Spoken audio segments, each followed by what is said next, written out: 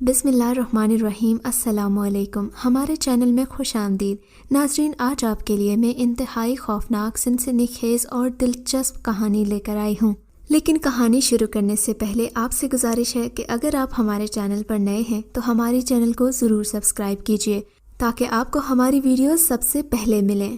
جب میں نے اسے پہلی مرتبہ دیکھا تو وہ میری طرف کمر کیے کھڑا تھا۔ میں نے اس پر کچھ زیادہ توجہ نہیں دی۔ گلی بالکل سنسان تھی اور اس وقت اس کے علاوہ وہاں کوئی اور نہیں تھا۔ وہ بھی چلتا ہوا گلی کے سرے پر بنے چرچ میں داخل ہو گیا۔ میں نے اپنے اسٹوڈیو کی کھڑکی بند کر دی اور دوبارہ اپنے کام میں مصروف ہو گیا۔ جلد ہی وہ شخص میرے ذہن سے محو ہو چکا تھا۔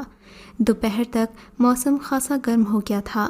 میں نے کھڑکی کے پٹ کھولے اور باہر جھانک کر تازہ ہوا میں لمبے لمبے سانس لینے لگا۔ ادھر ادھر دیکھتے ہوئے وہ مجھے پھر نظر آ گیا۔ وہ چرچ کے دروازے پر کھڑا تھا۔ اب مجھے اس میں کچھ دلچسپی ہونے لگی، لیکن اس وقت میرا ذہن اپنے کام کے متعلق ان گنت خیالات کی آماج کا بنا ہوا تھا۔ میں دوبارہ اپنے کینوس کی طرف متوجہ ہو گیا۔ جو ہی میں مڑا، غیر ارادی طور پر میری نظریں دوبارہ اس سے ٹکرائیں۔ وہ بھی میری ہی جانب متوجہ تھا۔ میں اسے غور سے دیکھنے کے لیے جو ہی تھوڑا سا آگے جھکا، اس نے میری طرف دیکھ کر اپنا ہاتھ لہرا دیا۔ او خدایا! خوف کی لہر میرے رگوں پے میں دوڑ گئی۔ اس کا ہاتھ دیکھ کر میرے ذہن میں مردہ کیکڑے کا تصور ابھرنے لگا۔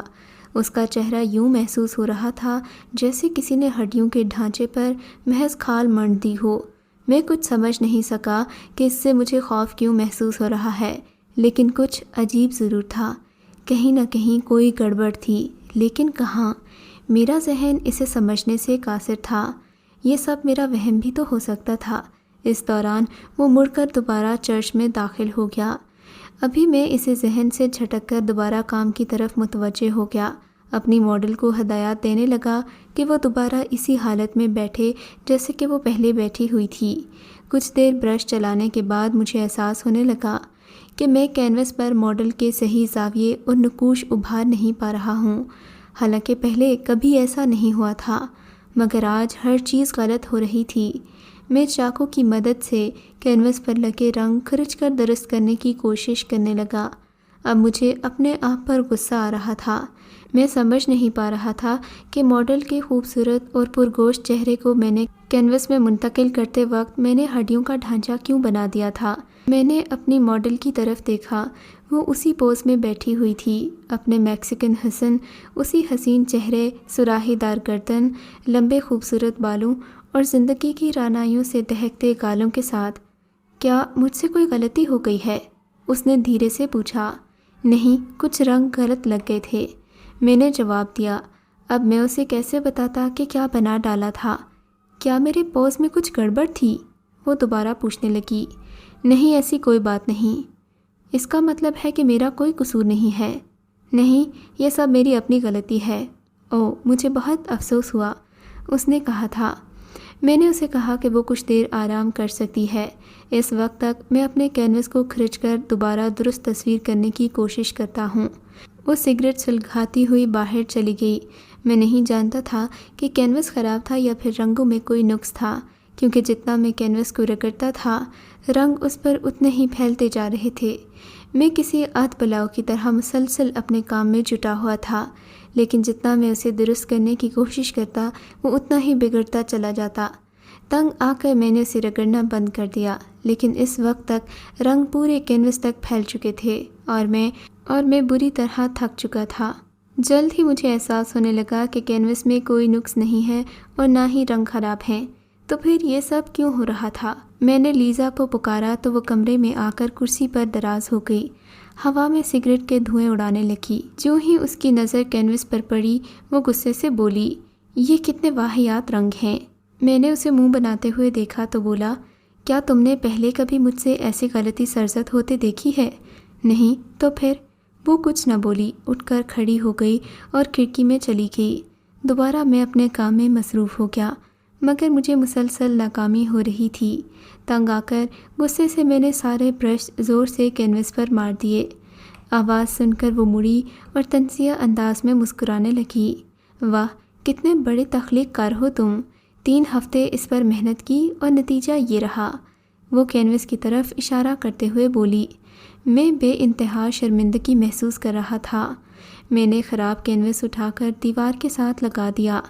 لیزی نے برش صاف کرنے میں میری مدد کی اور پھر وہ گھر جانے کے لیے تیار ہونے لگی۔ اس دوران مجھے غصے کے نقصانات پر لیکچر بھی پلاتی رہی، لیکن پھر میرے چہرے پر غصے کے تاثرات دیکھ کر اس نے فوراً موضوع بدل دیا۔ میرا خیال ہے یہ سب گڑبڑ اس وقت ہوئی جب صبح تم نے کھڑکی کھولی تھی۔ پھر کتنی ہی دیر اس عجیب و غریب اور خوفناک شخص کے بارے میں گفتگو کر رہے تھے جسے تم نے چرچ کے سامنے دیکھا تھا۔ وہ اپنا خیال ظاہر کرنے لگی۔ ہاں، ہو سکتا ہے اس نے تصویر پر جادو کر دیا ہو۔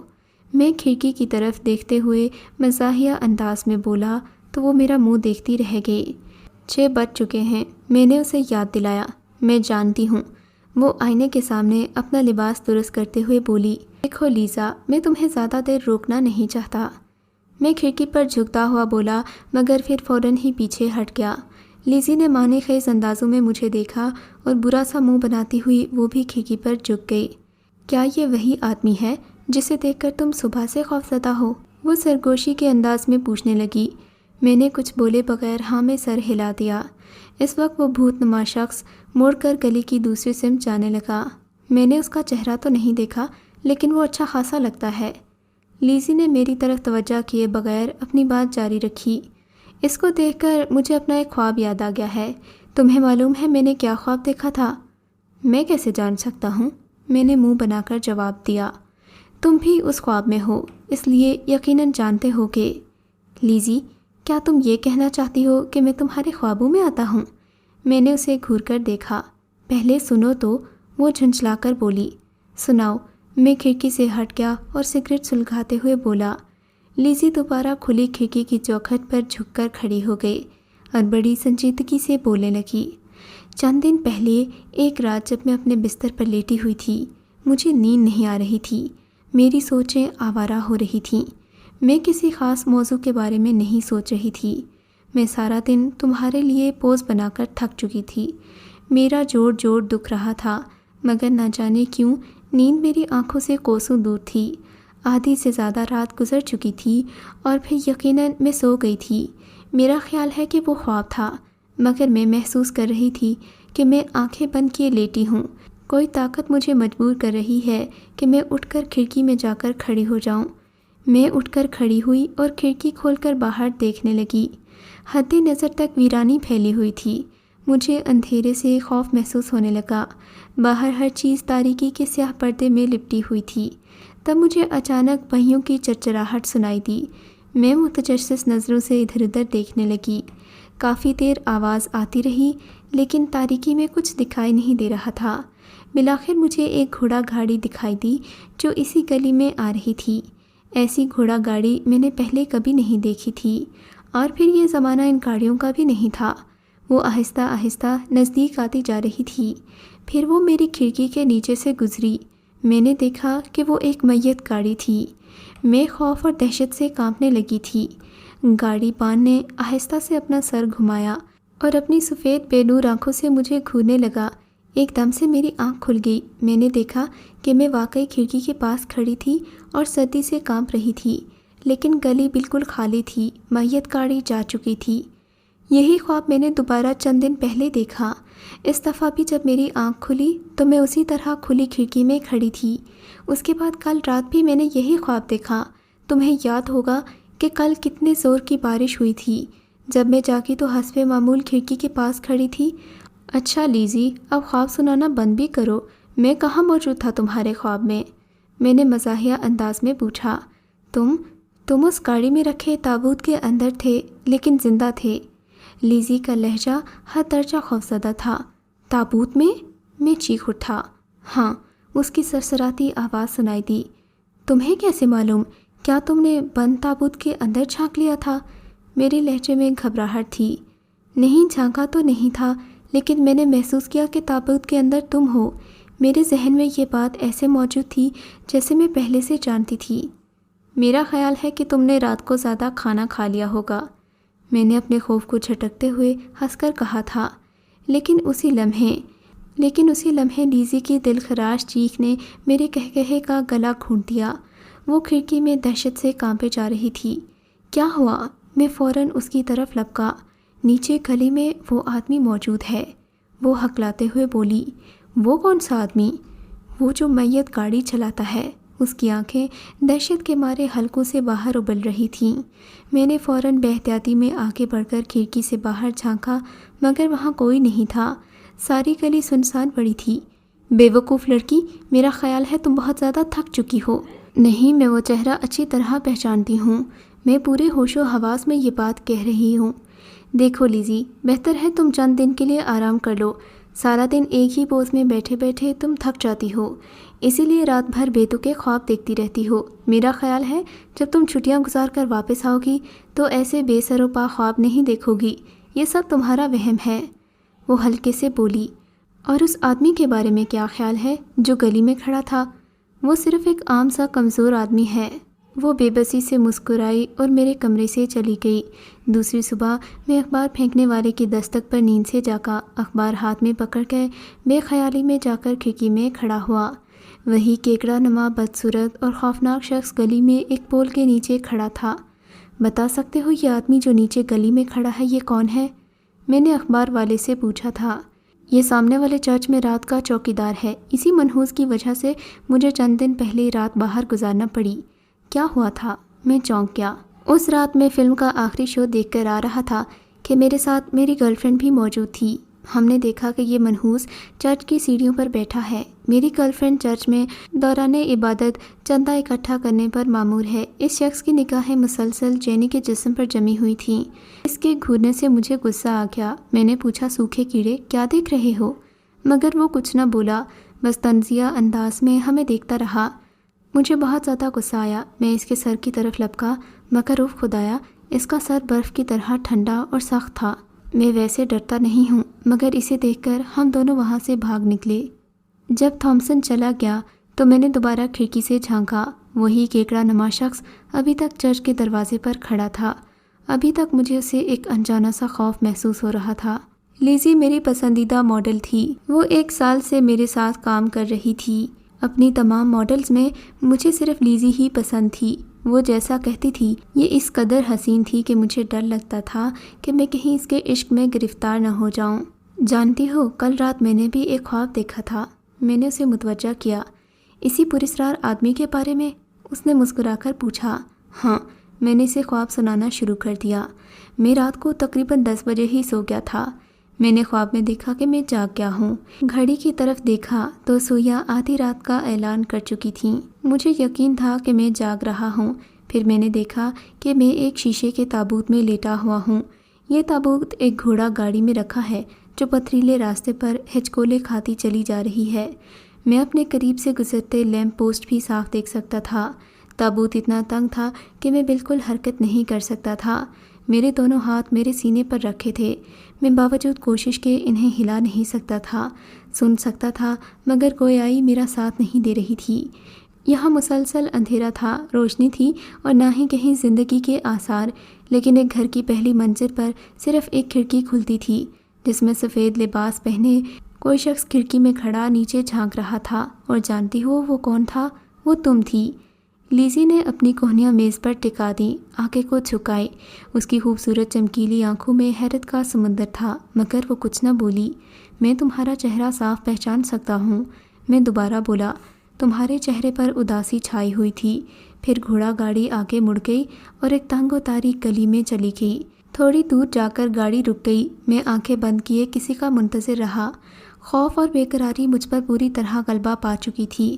ہر طرف قبر کا سا سناٹا چھایا ہوا تھا۔ گھنٹوں اسی طرح گزر گئے۔ اچانک مجھے محسوس ہوا کہ کوئی میرے قریب آ رہا ہے، میرے بند آنکھوں کو کھولنے کی کوشش کر رہا ہے۔ تب میں نے دیکھا کہ آٹے کی طرح سفید چہرے والا گاڑی بان تابوت کے شیشے سے مجھے دیکھ رہا ہے۔ لیزی کی سسکیوں نے مجھے چونکا دیا۔ وہ پوری طرح کانپ رہی تھی۔ کیا ہوا؟ میں نے پوچھا اور پھر کہنے لگا، دیکھا لیزی، تمہارے الٹے سیدھے خوابوں نے مجھ پر بھی اثر کر دیا ہے، مگر تم کیوں کانپ رہی ہو؟ چرچ کے اس چوکیدار سے نفرت کو ذہن میں اس طرح سوار کر لیا تھا کہ اب وہ ہمیں خوابوں میں بھی نظر آنے لگا ہے۔ لیزی نے اپنا سر دونوں بازو میں چھپا لیا۔ وہ سسکیاں لینے لگی۔ شاید وہ مجھ سے محبت کر بیٹھی تھی۔ شام کو اپنے معمول کے مطابق چہل قدمی کے لیے میں پارک میں نکل گیا۔ مجھے کچھ سمجھ میں نہیں آ رہا تھا کہ میں اپنے آپ کو دھوکہ دیتا ہوں یا پھر لیزی کو۔ محبت کے جذبے کو تو میں بہت پہلے دفن کر چکا تھا۔ کیا ہمیشہ کے لیے؟ میرے دل میں ایک شک نے سر ابھارا تھا۔ میں ایک ایشیائی ہوں، اس وقت بہت چھوٹا تھا جب اپنے چچا کے ہمراہ میں انگلستان چلا آیا، کیونکہ وہ یہاں ایک کھاتے پیتے گھرانے میں ملازمت کرتے تھے، مگر اپنے والدین کی کوئی یاد باقی نہیں تھی۔ بس اتنا یاد ہے کہ چچا نے مجھے بتایا تھا کہ اس دنیا میں میرے والدین کے بعد وہی میرا سہارا تھے۔ یہاں انہوں نے ایک چینی مصور کے ہمراہ مجھے ملازمت پر رکھوا دیا تھا۔ اس نے مجھے مصوری کے تمام اسرار و رموز سکھا دیے۔ چینی مصور کے مرنے کے بعد میں نے وہاں پر اسٹوڈیو بنا ڈالا۔ میں اس کی کتابوں کا مالک بن گیا اور تصویریں بنا کر روزگار کمانے لگا۔ شاید میں بڑا بزدل انسان ہوں، کسی کا دل نہیں توڑ سکتا۔ میں اس جلد بازی کی محبت سے بھی بچنا چاہتا تھا، لیکن میں اس کی جرأت نہیں کر پا رہا تھا۔ اپنی پہلی بیوی کی یادوں میں اس قدر کھو گیا تھا، مجھے لگنے لگا تھا کہ میں کبھی کسی اور لڑکی کو خوش نہیں رکھ سکتا۔ اس وقت صبح کاذب نمودار ہو رہی تھی جب میں سنیما سے واپسی پر گھر کے لیے روانہ ہوا۔ اوور کوٹ کی جیبوں میں ہاتھ ڈالے میں گنگناتا ہوا پیدل ہی چلا جا رہا تھا۔ راستے بالکل سنسان تھے، ہر طرف ہو کا عالم تھا۔ جیسے ہی میں چرچ کے قریب پہنچا، مجھے وہی بوڑھا دکھائی دیا جو کہ سیڑھیوں پر بیٹھا ہوا تھا۔ جو ہی میں اس کے قریب سے گزرا، وہ کچھ بڑبڑایا، نہ جانے مجھ سے مخاطب تھا یا پھر خود کلامی کر رہا تھا۔ ایک لمحے کے لیے میرے دل میں خیال آیا کہ کوئی پتھر مار کر اس کی کھوپڑی کھول دوں، مگر میں چلتا رہا۔ اپنے ڈپارٹمنٹ میں پہنچ کر بستر پر گر گیا۔ وہ عجیب بڑبڑاہٹ اب بھی میرے کانوں میں گونج رہی تھی۔ آہستہ آہستہ یہ آواز واضح ہونے لگی۔ اس کی بڑبڑاہٹ کو سمجھنے کی کوشش کرنے لگا۔ آہستہ آہستہ وہ الفاظ میری سمجھ میں آ رہے تھے۔ کیا تم زرد پھول حاصل کر چکے ہو؟ کیا تم زرد پھول حاصل کر چکے ہو؟ میں چلا کیا؟ آخر اس کا کیا مطلب تھا؟ کون سا زرد پھول؟ میں اس پر لعنت بھیج کر سو گیا۔ خواب میں نے وہی منظر دیکھا جو میں پہلے بھی دیکھ چکا تھا اور لیزی کو سنا چکا تھا۔ میں گھبرا کر اٹھ بیٹھا۔ صبح ہو چکی تھی اور سورج خاصا اوپر آ چکا تھا۔ کپڑے بدل کر میں اپنے اسٹوڈیو میں آ گیا۔ لیزی اپنے کام پر آ چکی تھی اور وہ اب کھڑکی سے لگی بیٹھی تھی۔ مجھے دیکھتے ہی وہ والہانہ انداز میں اٹھی، بل کھاتی مجھ سے لپٹ گئی۔ چند لمحوں کے لیے ہم دنیا مافیا سے بے خبر ہو گئے۔ آؤ آج میں تمہیں ایک نئی چیز دکھاؤں گا، اور اسے لے کر میں وارڈروب کے قریب پہنچ گیا۔ ایک لباس نکالا جو کہ مسلمان خواتین پہنتی ہیں۔ میں نے اپنے چچا کے پاس ایک خاتون کی تصویر دیکھی تھی جو بقول ان کے میری چچی تھیں۔ اس خاتون نے ایسا لباس پہن رکھا تھا جو بعد میں مجھے لندن میں لگنے والی ایک ایشیائی لباس کی نمائش میں دکھائی دیا۔ مجھے اتنا اچھا لگا کہ میں نے فوراً خرید لیا۔ میرا خیال تھا کہ میں یہ لباس اپنی کسی ماڈل کو پہنا کر ایک شاہکار تصویر بناؤں گا، مگر مجھے کوئی ایسی ماڈل ملی ہی نہیں جو اس لباس کے شان کے قابل ہو۔ اس لباس پر گوٹے کناری کا کام کیا ہوا تھا۔ لیزی اسے دیکھ کر خوشی سے اچھل پڑی۔ وہ لباس جب پہن کر میرے سامنے آئی تو میں ششدر رہ گیا۔ اس لباس میں وہ قیامت ڈھا رہی تھی، یوں لگتا تھا کہ یہ بنا ہی اس کے لیے تھا۔ میں نے اپنی جیب میں ہاتھ ڈالا اور سونے کی زنجیر نکالی جس میں دل کی شکل کا ایک لاکٹ تھا۔ لاکٹ اس نے میرے ہاتھ سے میرے دینے سے پہلے ہی لے لیا۔ یہ میں نے اس کے لیے لایا تھا۔ بدلے میں اس نے بھی مجھے ایک ڈبہ دیا جس پر میرا نام لکھا تھا۔ ڈبہ کھولا تو سرخ ریشمی کپڑے میں لپٹے دو خوبصورت موتی میرے سامنے تھے جن پر کسی اجنبی زبان کے حروف لکھے ہوئے تھے۔ میں ایک یادگار کے طور پر تمہیں یہ دینا چاہتی تھی، اس نے کہا اور جلدی سے ان موتیوں کو میرے کوٹ کے کالر پر ٹانگ دیا۔ یہ کیا ہے؟ کاہے کو اتنی قیمتی چیز خریدی؟ میں بولا، میں نے اسے خریدا نہیں ہے۔ وہ ہنسنے لگی، تو پھر کہاں سے لیا؟ تب اس نے مجھے بتایا کہ یہ موتی اسے سرے راہ گرے ہوئے ملے تھے۔ ہر جگہ اشتہارات دیے لیکن کسی نے ان کی ملکیت کا دعویٰ نہیں کیا۔ یہ چند دن پہلے کی بات ہے۔ اسی دن میں نے میت کی گاڑی کا خواب دیکھا تھا، اس نے وضاحت کی۔ وہ دن میرے لیے برا ثابت ہوا کیونکہ جب میں کینوس کی سمت ایک جگہ سے دوسری جگہ منتقل کر رہا تھا تو چکنے فرش سے میرا پاؤں پھسل گیا تھا اور میں دونوں کلائیوں کے بل گر گیا۔ بری طرح موچ آئی تھی اور میں برش تھامنے سے بھی معذور ہو گیا۔ وقت گزاری کے لیے میں اپنے اسٹوڈیو میں ادھر ادھر بے مقصد پھرنے لگا، ادھوری کھینچی تصاویر اور اسکیچوں کو دیکھنے لگا، حتیٰ کہ میں تھک کر بیٹھ گیا، سگریٹ سلگایا اور قالین کو پاؤں کے انگوٹھے سے کھجانے لگا۔ باہر بارش ہو رہی تھی، اس کی بوندیں کھڑکی کے شیشے پر جل ترنگ بجا بجا کر میری اکتاہٹ میں اضافہ کر رہی تھیں۔ لیزی کھڑکی کے پاس بیٹھی میری طرف دیکھ رہی تھی، اس کی آنکھوں میں میرے لیے ہمدردی تھی۔ جلد ہی اکتا کر کسی ایسی چیز کو میں تلاش کرنے لگا جو وقت گزاری میں میری معاون بن سکے۔ اپنی لائبریری کی تمام کتابیں پڑھ چکا تھا، یہ میرے اسی چینی استاد کی تھیں۔ کسی انجانی ترغیب سے متاثر ہو کر میں کتابوں والی الماری کے قریب آ گیا، کوہنی سے دھکیل کر اس کا دروازہ کھول دیا۔ ان کتابوں کو میں ان کے رنگ اور جسامت سے پہچان سکتا تھا۔ میں نے الماری میں سے ایک کتاب اٹھائی اور لے کر ڈرائنگ روم میں جانے کے لیے مڑا تو میری نگاہیں اچانک اس سے ٹکرائیں۔ اس کتاب کی جلد کی جگہ سانپ کی کھال تھی اور الماری میں سب سے اوپر والے ریک میں پڑی ہوئی تھی۔ میں اسے پہچان نہیں پایا، اتنی بلندی کی وجہ سے اس کی پشت پر لکھے ہوئے زرد رنگ کے الفاظ میرے لیے ناقابل فہم تھے۔ میں نے لیزی کو پکارا۔ یہ کیا ہے؟ میں نے پوچھا۔ اس نے ریک پر چڑھ کر نام پڑھا اور پھر بولی، زرد شہنشاہ۔ میں ایک لمحے کے لیے سناٹے میں آ گیا۔ یہ وہ کتاب تھی جو میرے استاد نے مجھے پڑھنے سے منع کیا تھا۔ ان کا کہنا تھا کہ اس کتاب میں قدیم چینی منتر ہیں جو روحوں کو اس دنیا میں بلانے کے لیے استعمال کیے جاتے ہیں، اور ان کی مدد سے لوگ اپنے حریفوں اور دشمنوں سے بدلہ لیا کرتے ہیں، مگر یہ روحیں اپنا ہر جانہ وصول کیے بغیر نہیں رہ سکتیں۔ میں اس کتاب کی چھپی ٹریجڈی سے بخوبی واقف تھا، مگر پھر بھی میں نے استاد کی نشانی کے طور پر اسے یہاں رکھا تھا، اور میں نے اسے تلف کرنے یا پھینکنے کی ہمت نہیں کی تھی۔ اس کتاب کی سیاہ دھبوں والی زہریلی جلد پر میری نظریں جم گئی تھیں۔ مجھے یوں محسوس ہوا جیسے میں کسی ناگ کو دیکھ رہا ہوں۔ چند دن پہلے مجھے یہ کتاب تہہ خانے میں ملی تھی، میں نے لا کر اس الماری میں رکھ دی کہ شاید تم نے غلطی سے اسے نیچے والے تہہ خانے میں چھوڑ دیا ہو۔ یہ کافی قیمتی اور قدیم لگتی ہے، لیزی نے وضاحت کی۔ کیا تم نے اسے کھول کر دیکھا ہے؟ میں نے خوفزدہ آواز میں پوچھا تو اس نے صرف اتنا بتایا کہ وہ محض پہلا صفحہ کھول کر پڑھ چکی ہے۔ میں نے اسے یہ کتاب کھولنے سے منع بھی کیا تھا، مگر اس سے پہلے کہ میں اسے روکتا اس نے کتاب اٹھا لی، کہکہے لگاتے ہوئے پورے اسٹوڈیو میں گویا ناچنے لگی۔ اسے پکڑنے کی میں نے بہت کوشش کی، لیکن وہ میرے زخمی ہاتھوں کی پہنچ سے باہر جا چکی تھی۔ لیزی، میں تقریباً چیخ اٹھا، میں پوری طرح سنجیدہ ہوں، خدا را اس کتاب کو پرے پھینک دو، اسے مت کھولو۔ یہ کہتے ہوئے میں لائبریری میں داخل ہو گیا، مگر وہ وہاں نہیں تھی۔ لائبریری بالکل خالی تھی۔ میں اسے بیڈ روم، ڈرائنگ روم، ہر جگہ ڈھونڈ چکا تھا، مگر وہ مجھے نہ ملی۔ بالآخر آدھے گھنٹے بعد وہ مجھے ایک الماری کے پیچھے بے ہوش ملی۔ تھوڑی دیر بعد اسے ہوش آیا تو اس نے کراہ کر آنکھیں کھولیں۔ میں نے جلدی سے کتاب کو بند کر دیا اور جھک کر لیزی کو دیکھنے لگا۔ لیزی کی نظریں میرے کوٹ کے کالر پر ٹنگے موتیوں پر پڑیں تو وہ خوفزدہ ہو گئی، مجھ سے التجا کرنے لگی کہ میں ان دونوں زرد موتیوں کو نوچ کر پھینک دوں، لیکن نہ جانے کیوں میں نے اس کی بات نہیں مانی۔ اچانک ہمیں ایک گاڑی کی آواز سنائی دی۔ وہ آواز آہستہ آہستہ نزدیک آ رہی تھی۔ یہ پہیوں کی چرچراہٹ تھی جو آہستہ آہستہ نزدیک آ رہی تھی۔ پھر ایک ہیولا سا دروازے سے اندر داخل ہوا۔ اس کے کمرے میں داخل ہوتے ہی فضا ایک دم سرد ہو گئی تھی۔ اس ہیولے نے مجھے اپنی گرفت میں لے لیا۔ اس کا جسم انتہائی سرد تھا۔ میں اس کی گرفت سے نکلنے کے لیے ہاتھ پاؤں مارنے لگا، مگر میرے ہاتھ میرا ساتھ نہیں دے رہے تھے۔ اس نے میرے کوٹ کے اوپر سے زرد موتی بے دردی سے نوچ لیے، مجھے اٹھا کر فرش پر پٹخ دیا۔ جیسے ہی میں نیچے گرا اس نے لیزی کی چیخ سنی، اور پھر اس کی چیخ کھٹ کر رہ گئی۔ اس کی روح اس کا جسم چھوڑ گئی تھی۔ زرد شہنشاہ اپنی تمام تر خباثتوں کے ساتھ آن موجود ہوا تھا۔ میں لیٹا ہوا سب سن سکتا تھا اور سب دیکھ سکتا تھا، مگر میری گویائی میرا ساتھ نہیں دے رہی تھی۔